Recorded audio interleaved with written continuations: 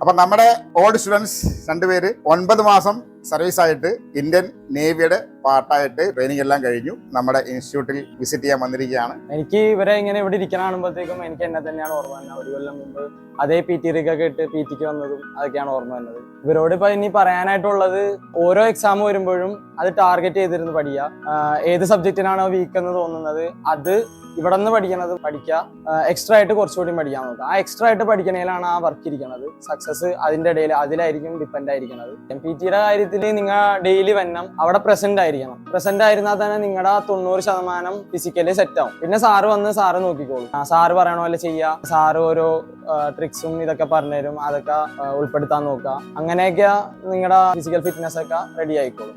ചിലപ്പോൾ നിങ്ങൾ ഉറങ്ങിയില്ല എന്നൊക്കെ വരും. അതിന്റെ ഒരു ക്ഷീണത്തിൽ അങ്ങോട്ട് ഷോകായിട്ട് പെർഫോം ചെയ്യാൻ പാടില്ല, നന്നായിട്ട് പെർഫോം ചെയ്യണം. അപ്പൊ എല്ലാവരും പ്രിപ്പയർ ചെയ്യുക ഇതിനു വേണ്ടി. ഐ ഹോപ്പ് നിങ്ങൾ എല്ലാവരും എന്റെ പുറകെ ജൂനിയേഴ്സ് ആയിട്ട് എന്റെ വരുമെന്ന് ഞാൻ വിശ്വസിക്കുന്നു. നന്ദി, നമസ്കാരം.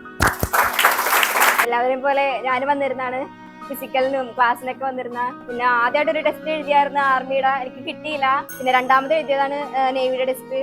അതിന് ടെസ്റ്റ് പാസ്സായിരുന്നു, ഫിസിക്കൽ പാസ്സായി. പിന്നെ സിൽക്കിലെ ട്രെയിനിങ് കഴിഞ്ഞ്. ട്രെയിനിങ് ഒന്നും കുഴപ്പമില്ലായിരുന്നു. ഇവിടെ ഫിസിക്കല് രാവിലെ വരുമായിരുന്നല്ല, അത് കാരണം ഫിസിക്കലൊക്കെ എളുപ്പമായിട്ട് ചെയ്യാൻ പറ്റിയായിരുന്നു. എക്സാം പാസ് ആവാനായിട്ട് ക്ലാസ്സിന് വരുമായിരുന്നു. ഒരു ടെസ്റ്റ് ഫെയിൽ ആയെന്ന് വിചാരിച്ചാലും ടെൻഷൻ ഒന്നും ആവരുത്.